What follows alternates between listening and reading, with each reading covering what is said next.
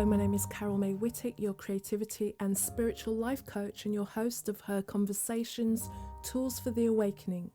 Her is an acronym for Higher Energetic Resonance. This is the optimal state to embody in order to attract our highest desires. What is the awakening? This is the moment in time when humanity rises up out of the darkness. Who is awakening?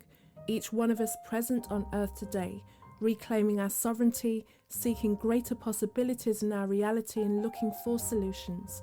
We know being awakened is not a lofty ideal but a necessity. If we can transform ourselves, we can change the world. Guests on Her Conversations will speak to your spirituality, sensuality and soul.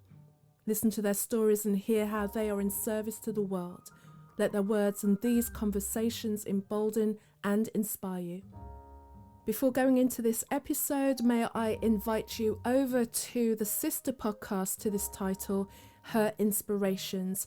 In each podcast episode, I explore with you a different aspect of our spiritual and creative journeys. And also, if you join the mailing list, you'll receive emails with additional teaching points and resources for you to explore deeper on your own personal journey. Also, save the date. The next Creative Confidence Masterclass will take place. That will be on Wednesday, October the 9th at 7 p.m. UK time. I hold these masterclasses for you to rediscover your creative abilities, explore spiritual practices that enhance your creativity, and build a strong connection to your intuition. This is for you to recognize yourself as a spiritual being and then confidently integrate creativity into all aspects of your life. Links to all of these are in the show notes. My guest this week is researcher and consultant Rebecca Block. She has spent 2 decades working in the service of young people as an academic tutor, as a professor, and as an executive in organisations focused on youth success. Rebecca is also a co-author of the book Can You Help Me Giver? And co-host of podcast of the same name. This is a podcast for and by parents, educators, and anyone who cares about young people from their pre-teens to their early 20s. During our conversation, Rebecca shares her thoughts about how outdated systems and cultural norms get in the way of many young people living with purpose, and also the way her Buddhist practice allows her to witness through a spiritual lens how the habits of the mind block us from awakening at multiple levels, psychologically, relationally, and spiritually. So as always, I begin by asking my guest. Her is an acronym for Higher Energetic Resonance. When do you feel that higher energetic resonance? I appreciate that question. There are a couple places where I feel that higher energetic resonance. The kind of obvious one is when I'm in a meditative state that not all the time. The meditation states where you're like, oh yes, that's right. This is why I meditate, right? So those kinds of meditation states where I feel connected to something bigger than just my kind of egoic consciousness.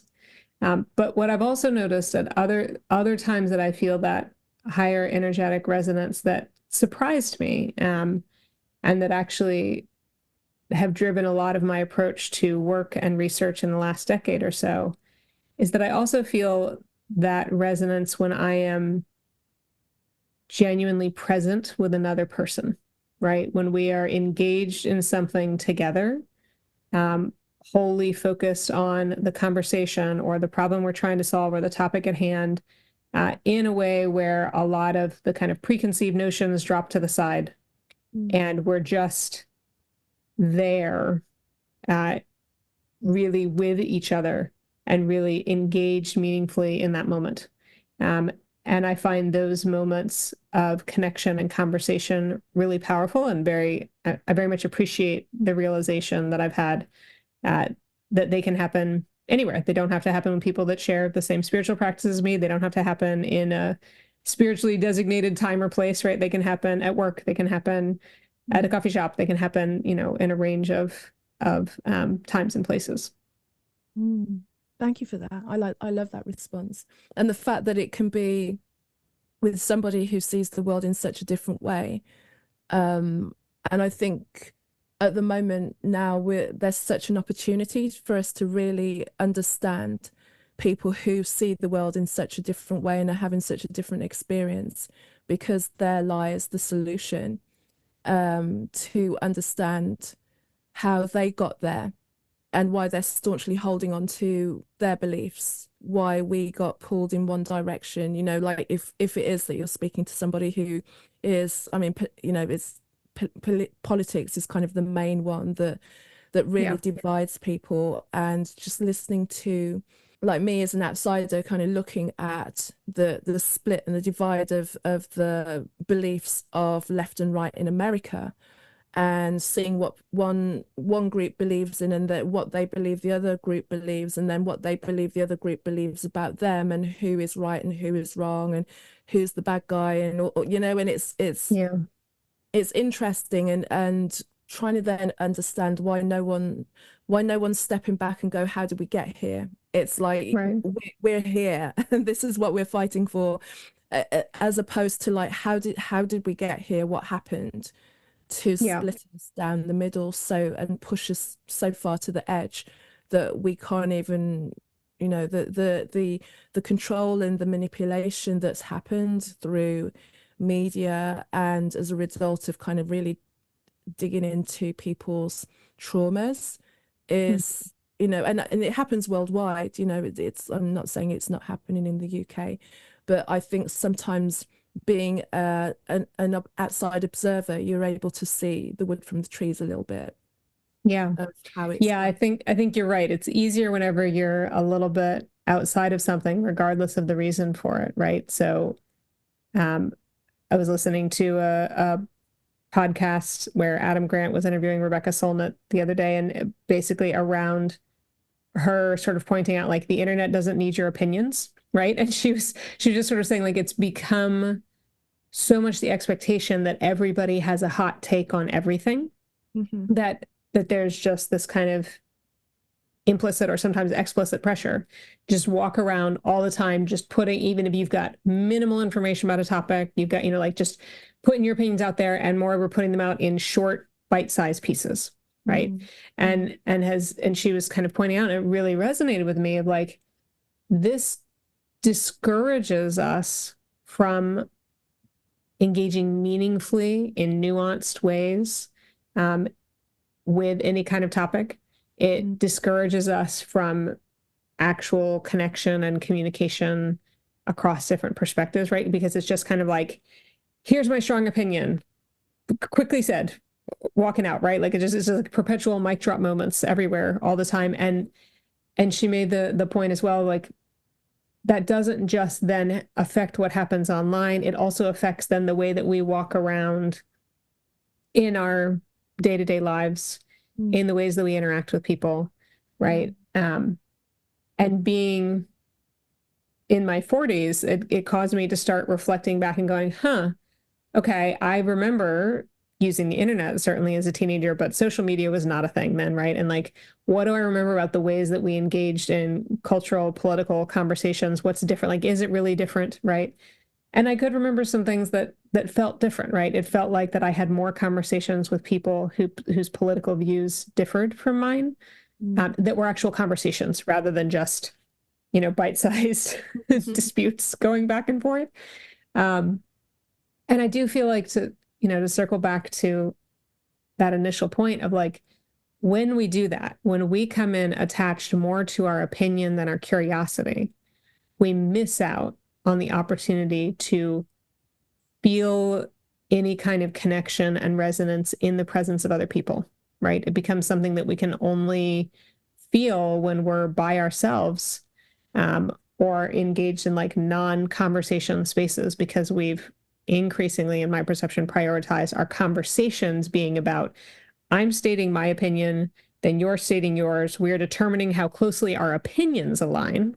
And then that's, how much more we talk to each other, right? Yeah. And it's really, it's frustrating to watch, because it's so, I have recently become a student of motivation as a result of interviewing young people from all over the US about what made for their most and least engaging experiences in school. And it really related to like sustainable motivation, right? Do they have the things in place that support their ability to sustain motivation for what they're doing, because learning is a long process and being in school is a long process, right? And the stuff that they were bringing up that sustain their motivation, very little of it had anything to do with the topics that get debated in education politics currently, right? I've been working in education for a long time, and there was some overlap, but a lot of it was just like, oh, one of the things that makes the biggest difference, whether or not I feel a sense of connection with any of my teachers, right? Mm-hmm. And that's not a political topic. This is something you can have like an opinion about. You can go in and here's a policy that we're advocating for or advocating against or having arguments about, right? That requires those actual being moments of, you know, people being with each other as humans, interested in each other as humans, rather than coming in with agendas, right? And that was their big comparisons, like teachers that come in with like a really clear agenda, and it's clear they don't actually care who I am as a human, versus teachers who seem to be invested in me as a human, and therefore my learning is part of that, right? And like, it was so clear to the students. And I was like, that doesn't just apply to education, that applies to everywhere, right? For all of us walking around. Nobody responds well when they feel like someone comes in at them with an agenda. Right. Oh my gosh, there's so much there. But we skipped the part that I always like to do after the first question anyway, because it was my own, because I latched onto something that you said that I wanted to respond to. I just want to give you a moment to give a little bit of an introduction to who you are, and we'll come back to this. Oh yeah. And sorry, because once I get into a thing too, I'll just like go down the rabbit hole, and then I'm like, oh wait.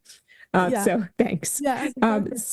Yeah. So I'm Dr. Rebecca Block. I have been working in education, either educational nonprofits or post-secondary institutions for the last about 2 decades. Really invested in youth thriving and well-being, right? So to me, education is a crucial component of that, but that is my orientation towards education, is are we actually preparing young people to thrive both in their present and in their future? And that's not always the orientation folks have towards education. So I am slightly unusual in that orientation. And recently I began interviewing young people all over the US about what made for their most and least engaging learning experiences, whether those were inside a formal school or in some other environment. And in the process, one of my interviewees actually became my co-author, so that we wrote the book together to kind of incorporate both youth perspective and sort of adult parent to educator perspective. And yeah, that is the kind of not that quick, but attempted a quick introduction to myself and where I'm coming from in this conversation today. That's okay. Like, you know, if there's anything more you want to add, then please feel free to add it. Yeah, there was so much richness in what you were talking about. I'm like I remind myself to just kind of give you the spot to really talk about yourself. But in line with what you've just said now, especially when it comes to children feeling that their teachers coming in with an agenda as opposed to seeing them as a person. And it's interesting because it was a conversation that I had with someone earlier talking about teachers that we remembered, and I was saying, well, the things that I remember and the reason that I got engaged in things that I was engaged in was that the teacher was passionate about what they were doing as well. And so, you know, it's 30 odd years since I was at school. So but the teachers that I still remember to this day were the ones that brought their own passion to it. They really cared about what they were teaching me, and not even from the point of view is they care about it because they've got to kind of get it into my brain somehow. It was just something that they loved to do. And whatever that was as well, whether they were teaching a language, humanity, or music, or art, or anything like that, in all of those areas, I remember having teachers that loved what they were doing, and then teachers that were pretty much phoning it in, you know. And I know it's not necessarily easy for teachers, one, because in the UK in particular as well, they don't get that well paid. And over time, then the emphasis has been, particularly in mainstream schooling, is to kind of check the boxes and get the kids through the curriculum, which doesn't fit everyone, or in fact doesn't really fit anybody, to be honest, because I got through school because I was interested, not because many of the teachers were interesting.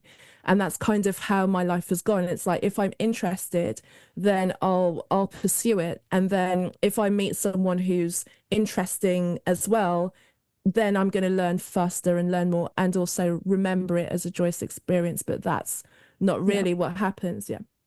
Yeah. No, what you're describing happening in the UK is also very much happening in the US, right? So there's a catchphrase that's used a lot: what's measured gets treasured, right?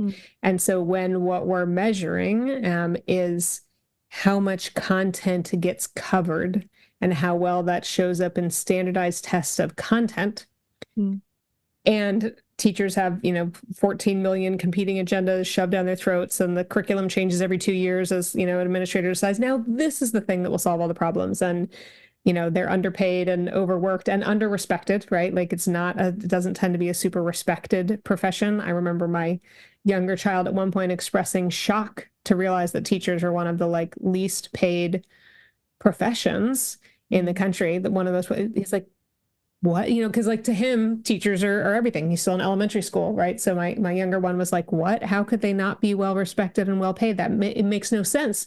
They're doing such an important job, right? Out of the mouths of babes. So all those things kind of combine together to create this pressure cooker, where it then becomes the exception rather than the norm for students to have an experience with an educator who is, as you describe, passionate, genuinely excited about what they're teaching, right? Because that enthusiasm can be infectious. It helps create energy and momentum towards something. And very few of them, therefore, have much energy left to also be excited about the humans sitting in front of them, right? Because now those humans, it's very hard not to see them as tools in a machine that you're responsible for operating in order to reach certain operational criteria, right? When you get everything laid out in the way that teachers are increasingly measured and judged and, salaried or tenured or fired or whatever based on. And I think that it's become especially not just painful, right? It's been painful for a long time, but it has become especially absurd to me because it's so clear that your ability to cover or retain a bunch of content is less and less valuable a skill every 6 months, right? Like the increasing ability of computers, machine learning, AI, et cetera, to cover and retain content makes it more and more useless by the day for that to be a skill that you're practicing, much less practicing for 12 years, right? For 12 years or more, practicing that skill of how to retain and regurgitate content. I don't know. It just, and students know this. This is what shows up when you talk with them. They know, especially as they get older, as they leave middle school and go into high school, as they leave high school and go into post-secondary school, it becomes increasingly obvious to them that they have been sold a lie, that what they're being asked to spend their time and energy doing well on is not going to help them do well. And that's very disheartening, right? It's very demotivating. It creates all this intergenerational mistrust that then makes it very hard to connect, inspire, do things together, right? Build meaningful change, progress, any of that kind of stuff, because it's like, well, why would I mean, the number of young people that I spoke with that were just kind of like, they felt like there were just these fundamental generational differences that must be why adults were treating them the way they were. And as they're describing things that they felt were so fundamentally true to the generation, I was like, some of them, yes, what you're describing is unique to your generation. Most of them were experiences that most of the adults, middle-aged and above, that I know could absolutely relate to, but are so out of touch with that piece, right? They've just sort of forgotten it, or they've focused on other things, that young people are walking around thinking like adults are some other species, right? That have just had totally different experiences and can't relate at all to what they're going through. And some of that is just normal for adolescence, right? And the way that the brain is developing at that stage. But some of it, I think, is cultural, and we could change it if we wanted to. I like that idea of, well, let's talk about changing it. And one of the things that when we had our chat before this recording was talking about getting or allowing children and young people to be present in the moment that they are as well. You know, so I think they can continue to understand what presence is, because like it's just no one really does presents. You know, if you're a baby, then you're allowed to do presents. And then as you grow up, it's like, well, what do you want to do? What do you want to be? And like you said, bringing them back to experience that presence. Like, what does that look like in your mind? Yeah. I love that question. And I am not the expert with the perfect answer, but I definitely noticed the need. The more that I talked with young people and then parents and educators, the more that I realized that, and you can tell me whether it's the same in the UK, but in the US at least, there is this tacit, in the 80s, very popular Whitney Houston song starts, with the line, "I believe the children are our future," right? And like I could sing the entire lyrics of that song still. I still remember going around the roller rink with it. And that's like a lovely, beautiful set of lyrics. And it also encapsulates this orientation that we have towards young people, that what matters is their future, and that their future is our future. And therefore, everything needs to be about equipping them for that future.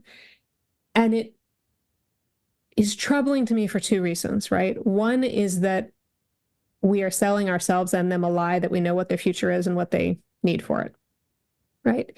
And the other is that in the meantime, we are tacitly sending the message that their present doesn't matter, that they don't need to pay attention to or inhabit how they feel, where they get energy, what is meaningful in their present. That the questions they need to be asking themselves every moment are things like, what do you want to be when you grow up? Where do you want to go to college?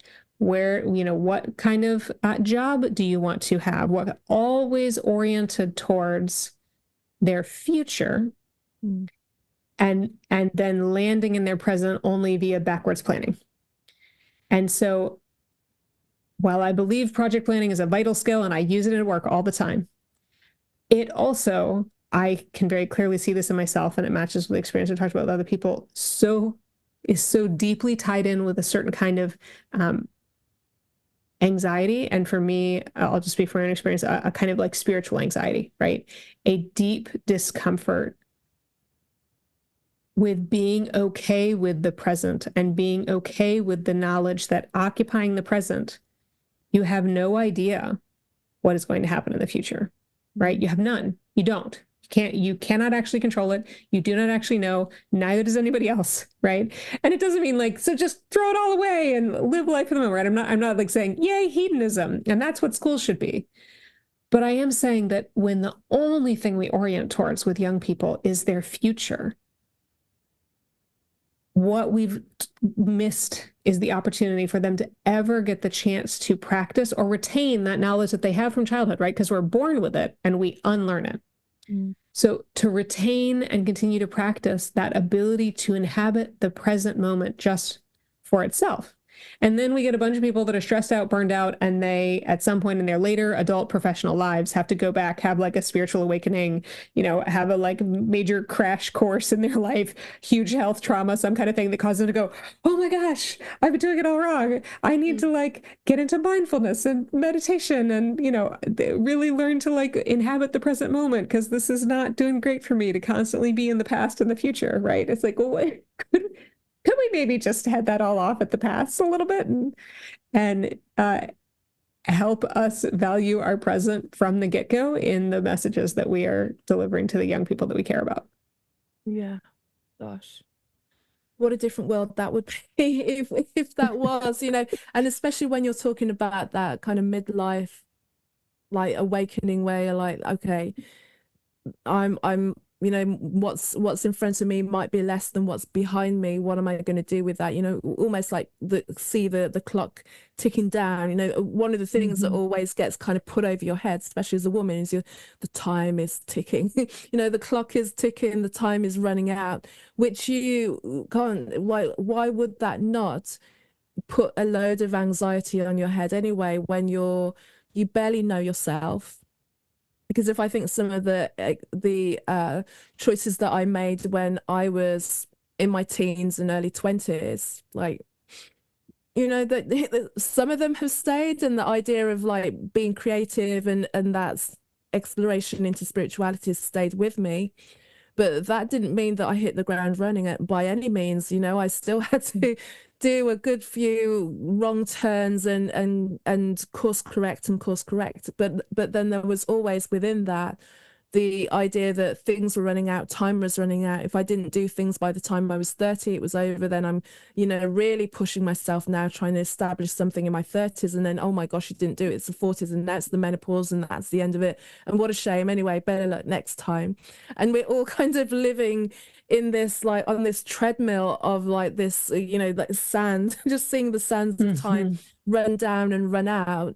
And is it any wonder then that, like you say, there's all of these kind of midlife crises that happen, men that just kind of drop everything and try and like reverse the gears by going out with some young girl, or the women that you know, you can see how the behavior kind of triggers this, like trying to like claw back something that we lost and that we realized was a lie. And I can see also why some young people that I've spoken to are even entering into like university are doing it kind of because they feel like they're supposed to, or but they know that, well, one statistic is that the majority of people who have degrees, because they're kind of such commonplace now, and that's not to take away from the work that goes into it, that people are not really going to end up working within that field anyway. And if you're all right with that, then you're all right with that.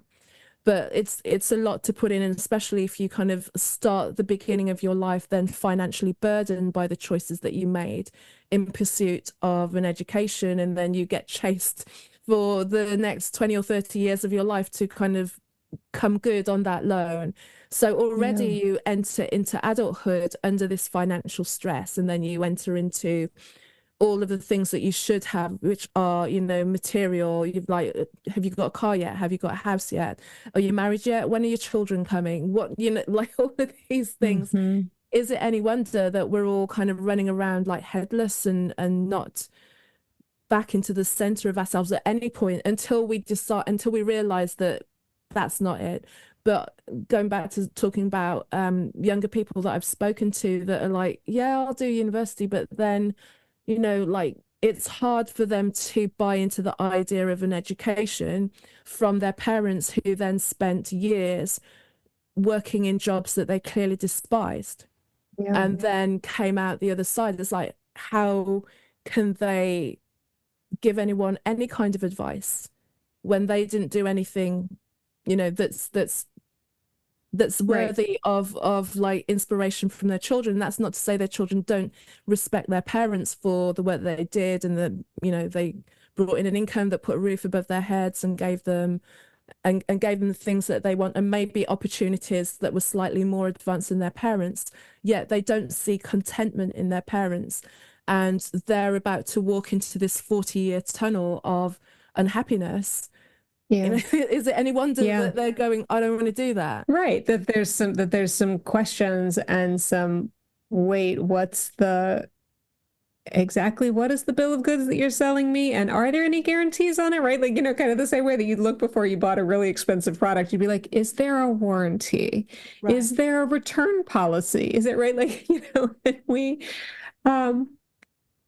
we get puzzled, you know, I frequently, when I'm chatting with people, and it's kind of just like a cultural trope to talk about how, oh, teenagers are so apathetic. I'm like, apathy is an incredibly effective defense mechanism against powerlessness, right? So if you feel like that you've got no meaningful choices and all the messages you're getting from everybody around you is you just need to follow the directions and do XYZ things that other people are telling you are a good idea, you can either feel trapped and insufficient. You can opt for apathy, right? You can opt to just be like, whatever, I don't care about any of this anyways. And now your opinions can't affect me, right? Your directions, your opinions, everything else can't affect me. Or another common strategy that's used is like, overachiever, right? To me, overachiever and apathetic are flip sides of the exact same coin, which is that coin of you don't get to make the meaningful choices about what is happening with the bulk of your time. And so kicking to two kind of dysfunctional coping mechanisms, either fine, then I'm not going to care about any of it, or fine, then I'm going to do all of that. And I'm also going to add these, 100 other things that are super impressive and like drive myself to the bone. It is not a coincidence to me that the concept of the quarter life crisis is far more recent than the concept of the midlife crisis, right? And there's been increasing research recently that of young people who are hitting burnout at like age 25. And we're talking levels of burnout that would normally only be seen in like seasoned career professionals who are in their 50s. And they're crashing into that wall around their mid 20s because they've been pre-professionalized since like middle school, working 80 to 100 hours a week, starting at like age 12, right? And so that to me is also emblematic of just this really fear-based orientation that we have of we see that economic mobility is not the same as it was decades ago. Parents get, and I'm a parent, I get sucked into this too, right? You get so scared, what's going to happen to my kids? I don't know. I need to make sure that they have every possible opportunity. I need to make sure that they have every competitive advantage because it feels like there's always less. And I get it because I feel that fear.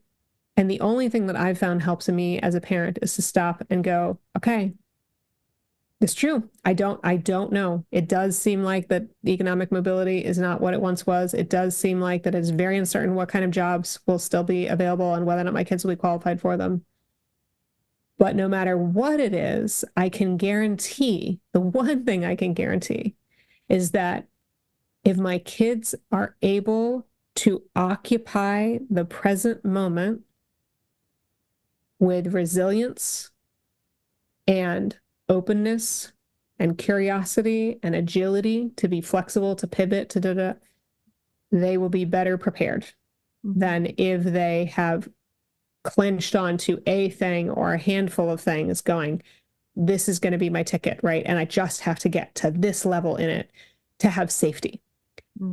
Because it's not, there is no safety, and we want there to be, and I certainly want there to be for my kids and the young people that I work with as an educator. Like, I want there to be safety for them, but there isn't. And so if I lie to them, I'm not saying I don't tell my 7-year-old or my 11-year-old, like, guess what? There's no economic stability. There's no safety. All this is just a joke. It's like, really, I'm not saying like give them total fear complexes, but if I am operating from a tacit message of like, you can be safe if you just get to blank, I'm lying to them.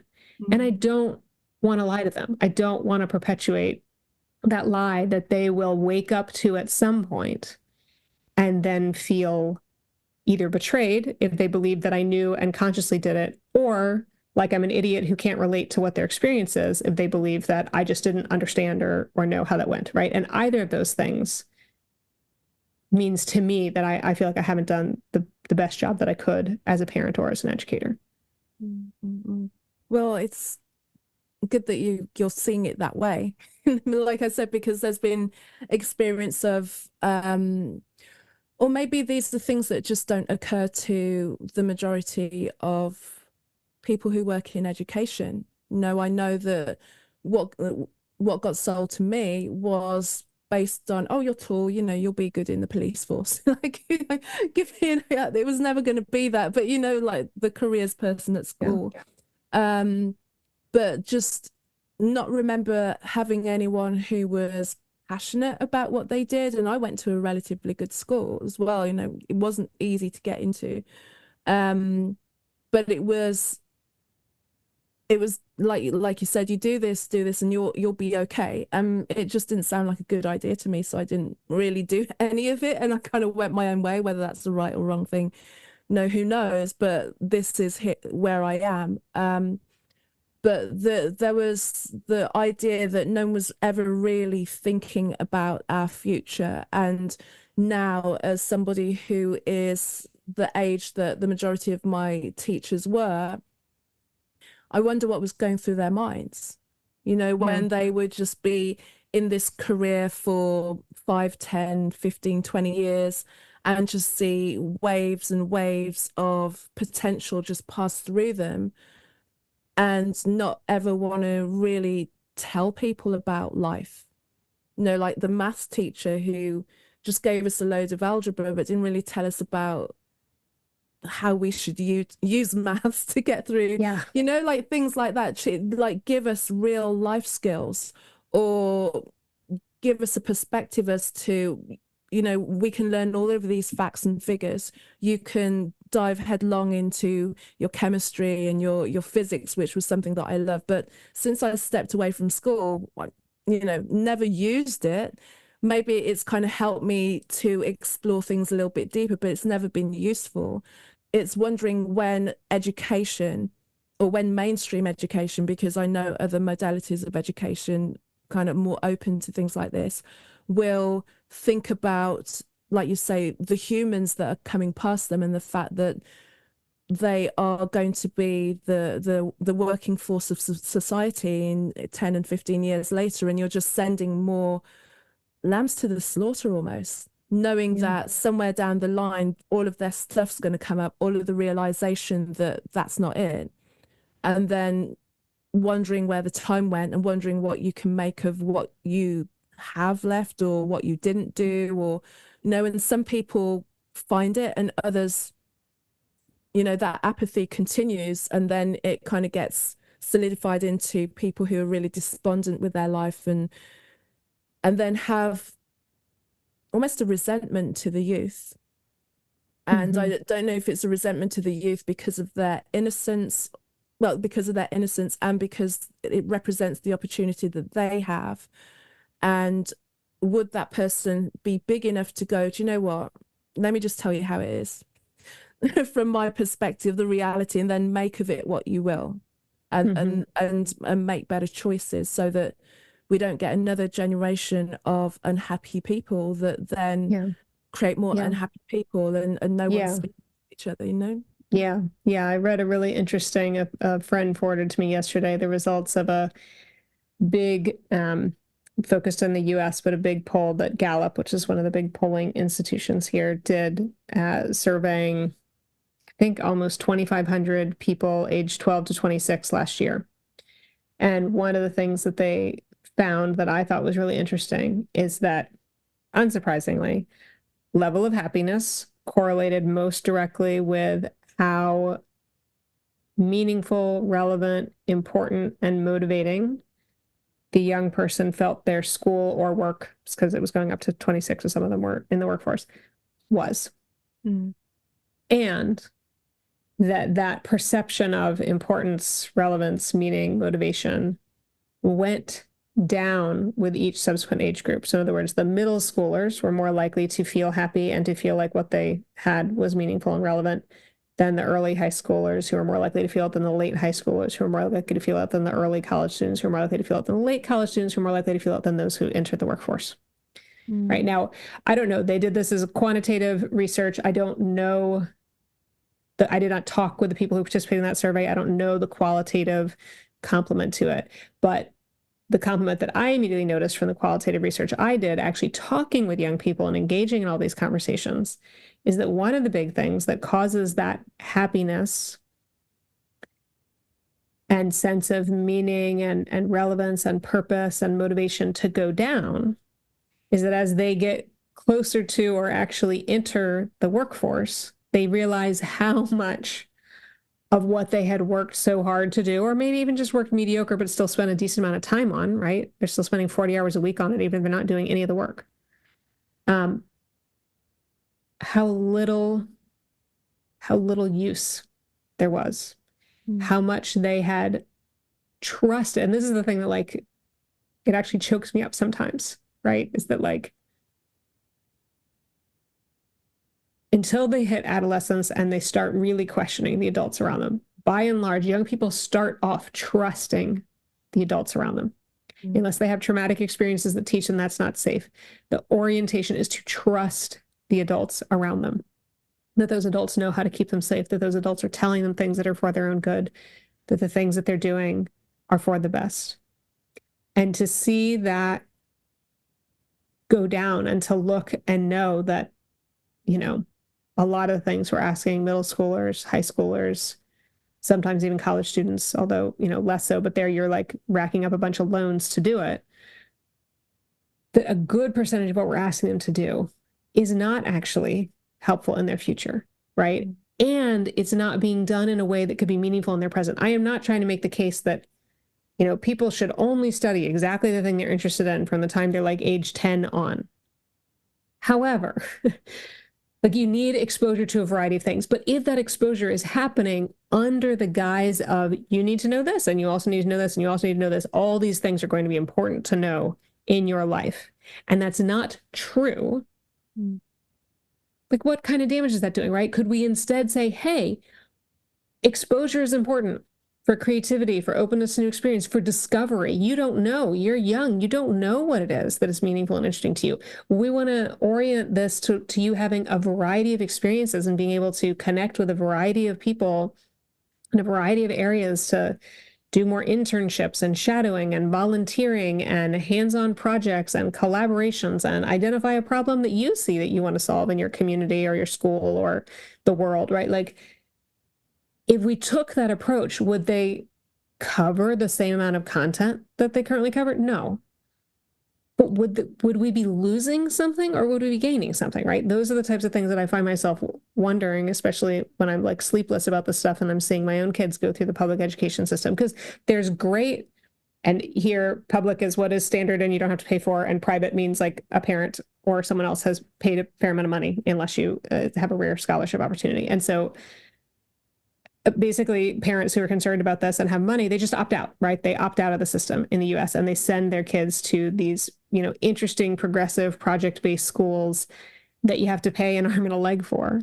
But for the rest of families who don't have that kind of disposable income to make those kinds of choices, or even if they did, don't have a school like that nearby, they're just still left with like, well, either I can homeschool my kid, which is stressful and overwhelming if you don't have, you know, an orientation towards that, or I can just continue to hope for the best and like try to talk with their teachers and the principal and, you know, just kind of like cross my fingers, right? And it's a really, I don't know, it saddens me. It saddens me. I think it's really important that everyone has access to an education. I'm not, you know, in favor of just being like, who needs public education? Throw it out, right? But I think our orientation to what is important to be standardized, to be accessible, to be available for everyone.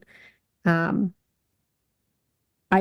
wonder if some of our priorities are due for a bit of an overhaul, because they are coming out of very old school, like things from the 11th century. Some of the educational models that we still use are based off of like tutoring models for the uber wealthy, for like nobles, right? That have just been sort of carried forward in some of the sort of German education system that was carried forward, combined with an industrial era educational policies that were oriented around, you know, like manufacturing workers for an industrial economy, which is not what we predominantly have anymore, right? Neither of those models are still the predominant thing that is available, but they're still the models that we're using for education. And as a nerd and a parent and an educator, I was just like, what's going on here?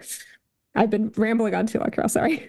No, but I love what you're saying. And as you spoke then as well, I was just having to write something about entrepreneurship and authenticity in entrepreneurship. And when I was, and I don't know what, like always serendipitously, not saying that properly, but when I need to write something or when I need to do something, the information just kind of like turns up. It's like if I'm on X, then like a very relevant tweet will come and like, oh, that's timely, or something else will come up. But one of the things that was very interesting was I'm not even going to say his name because I can't remember his full name, but he was the founder of LinkedIn, and he had said that in about 10 years' time, the 9 to 5 as we know it will not exist. And people will be more freelancers, solopreneurs, or entrepreneurs, or, you know, it will be more about you doing your own work. And one of the things that I've known in this coming out of an employment and an employee mindset into being more of a freelancer and then into being more entrepreneurial is the thing that has kept it steady has been that self-work, has been that self-knowledge, has been dealing with all of the stuff that I never got taught to do, you know. Yeah. And I would with all of what you're saying now, and if that's what we're looking at in the next 10 years time, you know, and this is someone who predicted social media and saw it come, was very much about the sharing economy and invested early in Airbnb. So, you know, he's got an eye on like trends. So he seems to, you know, have a good track record. So it's like worth kind of taking it on board. But then also with AI and just the kind of changing models of the way that people want to work anyway, it's a doable thing. You know, you can see how that can happen, especially over the pandemic when so many people were able to work from home and realize, oh, I don't have to like truck into the office like every day and deal with those people that I wouldn't spit on if they were in fire anyway. So, you know, so it kind of brings up things that you realize that there is more freedom to be had and there is a change, and that's happening in the workforce as they stand already. So this new workforce, or the new kids that are going to be then add into the economy, however they add to the economy, I can see now how if they get into that self-development, that knowledge of self early on, then they will be much better and much stronger workers, or however they choose to create the income that they need for themselves. Because I was always told you need a job. It's like, no, I need an income. And those are different things. And it's just, you know, and it took me years to like unplug from the employee mindset, even when I'd been working for myself for a long time. You know, there was still elements of like, oh, it's 12 o'clock. Maybe I should have something to eat. You know, there's like, it really gets embedded and you don't realize how much you're kind of tethered to this. And when, especially when you're trying to break away from it. But if they're able to get into that presence of who they are and that knowledge of self, and what is it that they want to give to the world, and what issues do they see that they can envisage some sort of solutions for, you know, starting from that point of view, as opposed to going into a corporation where, like you say, you realize that you just spent the past 4 or 5 years putting yourself in debt for something that no one's got any respect for anyway. Right. And that they're going to give you their own training. And I mean, there's so many things in what you're just saying that I'm trying to keep myself from tripping over my own words, because I think it's also a phenomenal waste for all of us throughout various societies and cultures to take the approach of basically, listen, sit down, be quiet, do the stuff that we tell you to do until you're at least like 25, basically, right? So like, even if you're in an entry level, it's still frequently the like, no, just do the things that we're telling you, right? I'm like, okay, wait a second. We really still believe we have the luxury right now, with all of the urgent and emergent issues, challenges, problems that we're facing across the globe, to tell an entire swath of our global population that is filled with energy and a different perspective and a different set of observations and things that are like intuitive or native to them because they grew up using it.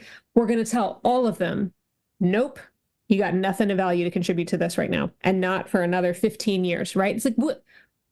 Do we really have another 15 years to waste here? Really? Are we sure about that? Because if instead we gave the real problems, and I'm talking whether it's like a small, it's a small business and they're working on the problem of how do we have more customers become aware of our healthy smoothies, or, a large scale global problem like climate change, right? Whatever the problem is, when we tell people who are interested in really learning about and helping to contribute and solve to real problems, no, you don't have anything to contribute. Why would suddenly, after 15 years of being indoctrinated that way, then you turn around and go, oh, but now you're expected to identify problems, take initiative, solve those problems. Don't come to your manager with a problem, come to your manager with a solution, right? And like, I've worked with, both as an educator working with high school and college students, but also as a manager working with early entrants to the workforce. And it is phenomenally disorienting to them to come into a workplace and have the message now suddenly be, oh, you're supposed to identify problems and identify solutions and then pitch those basically to the people above you. You're not supposed to wait for us to tell you what the problem is and what the solution is and just go execute on it.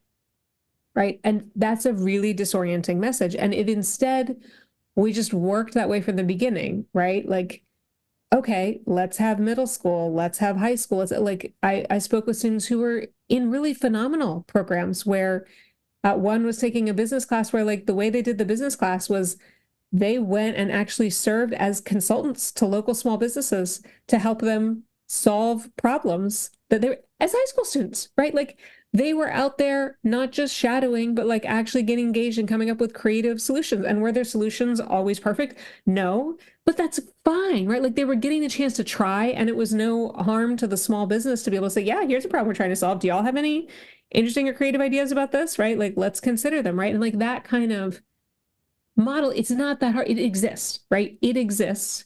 But right now it only exists in the hands of really creative teachers or particularly creative, like educational leaders who have created little pockets in individual schools or in individual classrooms instead of it existing as the norm, right? And so it's like we could just learn from people that are already doing great stuff. We don't have to go invent a totally new thing. It's there. We just have to say, yes, that's what matters. We actually do want young people to be treated as valuable right now, not as like an investment that is gonna that we're like you're only vested in another 15 years and then you can withdraw from it, right? Like just the whole mental model just seems really screwy to me sometimes. I don't know.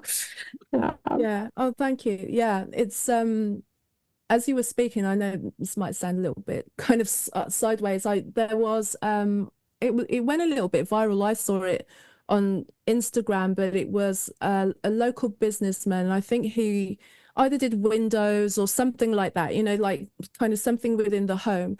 And he said that he asked his Gen Z intern to cut his social media reels for him.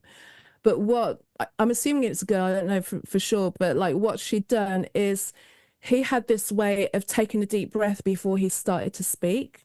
So what she did is she just cut together these gasps that he did, and it was just, and that went viral. And he said nothing at all about his business, but it was that part that went viral. And like people then, as a result, being like, well, who's this guy? Give that girl a raise or anything. And it was just the beauty of, you know, like you're saying, like get them to solve it in their own way, because especially coming to using online spaces to talk about ourselves and to share our message, the generation that have grown up with it there don't really have that much fear around it or that much kind of judgment or self-consciousness that all of us going, oh, you know, so and so will say this, and we, you know, and like overthink the whole thing and make it bigger than it needs to be, where there are young people that are just going into it and understand that sometimes the way that you talk about something is not to talk about something, is to bring that humanity to it. And it was just like genius, because if someone had given that to me, I'd be like, okay, we'll get you standing in front of, you know, the blind and talking about the thing. And it was like, no, she saw that it was the outtakes and it was the humanity of him that was the selling point. And it was just a genius take on how to actually bring attention to people, knowing as someone who uses social media, what goes viral in social media. It's not always about the person telling you about the thing they do. It's the person and what's quirking you about the person.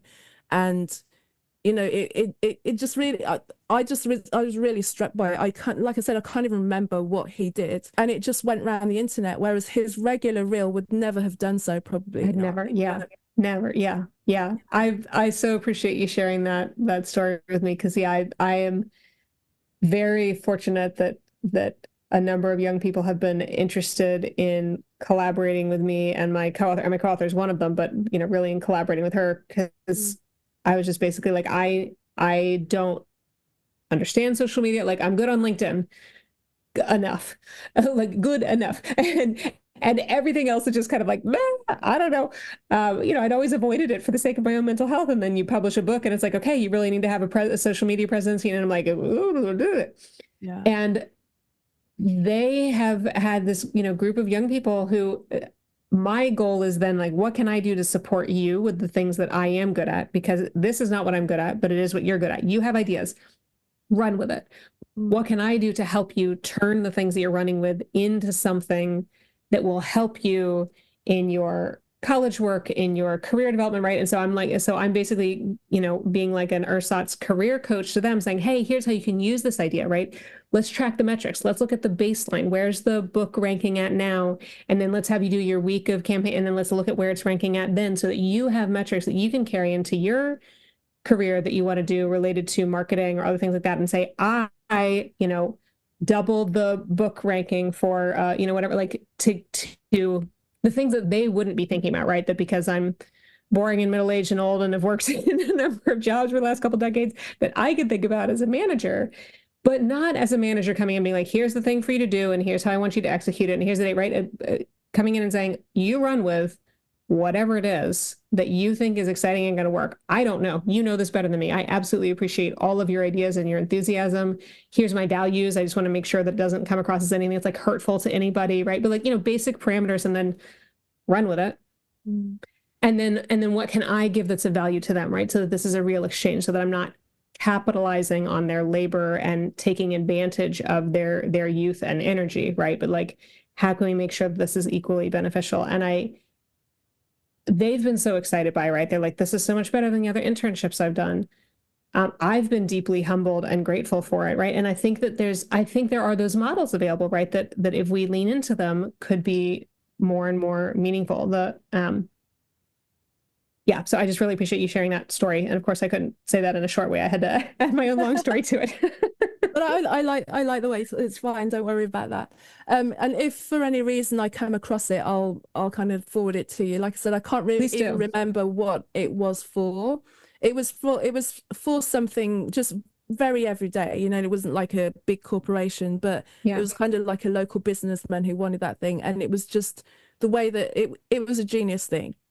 It was like, I love the way your mind works. Like everyone laughed about it and everyone shared it, and it was just it was showing that there is a level of genius that if we stamp on too soon, then just kind of disappears, and those dreams get crushed way too soon. So what can be done? What can be done in terms of getting and allowing young people to be in their genius, allowing them to be in their present moment, and encouraging them to remain there, even though they're entering into a world where people are thinking about the tomorrow and where it's going to go and everything. So to be able to hold that present space when all of the the despondent adults around them are trying to pull them out of that beautiful moment. Constantly push. Yeah. I think so. I think there are things that can be done at multiple levels, right? So at the individual level, if you are a young person or deeply connected with a young person, you can just support the things, right? So kind of in the same way, I'm going to use a dieting metaphor, mostly because I hate dieting and I think it's such a stupid industry. There are kind of two different models, right? There's a subtractive model and there's an additive model. And subtractive models are usually what you hear everybody, I took out this, I took out that, I cut calories, I cut carbs, I cut fats, I cut sugars, I cut, like subtractive model. There's an additive model that tends to be much less popular and much less talked about, that says, hey, focus on adding these nutritious things to your diet. Don't worry about the other stuff. Just focus on getting these things in every day, right? The natural byproduct of that is you're going to be eating less of stuff that is unhealthy for you, but it's not focusing on the negative. It's focusing on what are you going to put in? What are you going to choose to deliberately put into your day, into your body every day? And I think that there's a similar model when we're thinking at the individual level with young people occupying their present. If at an individual level, we try to focus on all the things that are pushing towards that future orientation, all the school systems, all the conversations with relatives and neighbors and online and right? Like, we're never going to be able to pull all that stuff out by ourselves. At an individual level, then we can focus on what can we add? what conversations, ideas, shares, music, books, whatever, right? What can we add to our day that is about inhabiting the present, that is about exploration and curiosity for the sake of now, not like, well, go explore this thing to figure out what it is you want to do in 10 years, right? But just like explore to uncover, explore to see what energizes you, explore to see what lights you up, explore to see what raises questions, explore to see what you get angry about and therefore have energy to go do something towards, right? So add those things at the individual level, right? That to me is like baseline level one. The next level to me is in small group, right? So what can we do if that's at the sort of individual level? What can we do at small group? We can encourage conversations with, so when our kids are younger, we can have conversations with their teachers, with principals, right? Elementary school tends to be way more approachable in terms of the parent, teacher, leader dynamic, at least in the US. I don't know, the same as kids get older, parents kind of get less and less involved. But if we can start having those conversations and listening and looking for what things can be added in the group level. Hey, are there other ways to approach this assignment? Are there other ways to approach these classes? Are there any choices around classes? Are there any, as they get older, are there any extracurriculars that might be interesting or exciting to explore, right? So again, to look at that group level. I think that can expand to like larger groups, right? How are we having conversations, the whole, home, school, community, right? So how can you bring conversations to your school district or your school specific community to have with other parents and caretakers and educators and administrators who are part of it, talking about what are we valuing, what are we listening to, what are we looking for, what messages are we sending?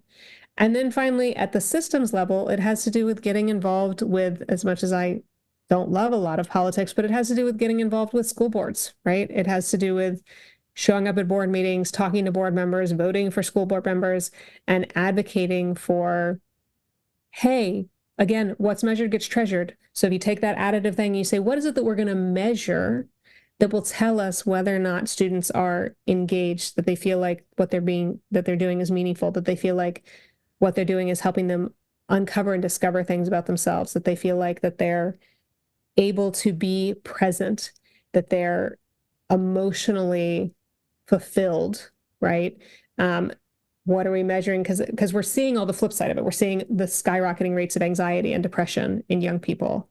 And they haven't been going back down post-COVID the way that people were hoping there was just going to be like COVID and then it would go, and it hasn't been fully going back down, a little bit, but not fully, right? And so there's something else deeper going on. And if we can pay attention to the things that nourish and are strong preventatives, not just to the reactions to the extreme trauma, right? Or like, oh, now we have to treat the anxiety and depression when it's already developed there, right? Like that's also important. But if we can pay attention to things that nourish and prevent that kind of mental and emotional unrest, then we can start to move systems towards being systems that actually support young people and frankly, the adults in the building too, in thriving now instead of in hoping that maybe eventually someday there will be something that is worthwhile and good and they will be able to thrive then. Thank you so much. There are so many things I want to speak about. I'm mindful of your time. Can you just let everyone know what work you're doing right now and where we can reach out and connect with you? Yeah, so the easiest place to find me is www.beccablock.com. That has links to my book, my socials, my podcast, where I answer questions from parents and educators each week. So you can find all that stuff, some free resources for parents and educators. You can find all that stuff on my website, on Instagram, again, because it's the young people that I'm working with. I think they just changed the name to @CanYouHelpMeGive I think there's even a TikTok account, but I cannot remember what the name is. Something similar. It's either, at Can You Help Me Give A or Can You Help Me Give A SHT. So there's variations on the spelling. But again, the easiest way is probably just to start from my website and find the other stuff from there. Thank you. Thank you so much for today. It's been a great conversation. Thank you. I've really enjoyed it too. Thank you. Thank you, Becca, for sharing with me, and thank you for listening. If you enjoy this episode, please feel free to leave a review and also to share this episode with somebody who you feel would benefit from the wisdom of my guest. You can find out more about me on my website, that's carolmaywhittick.com. You can also find me on Instagram as Casmic, Cazmick, and on Facebook and LinkedIn under Carol May Whittick, CarolMaywhittick. So until the next episode, have a great week. Speak soon. Take care.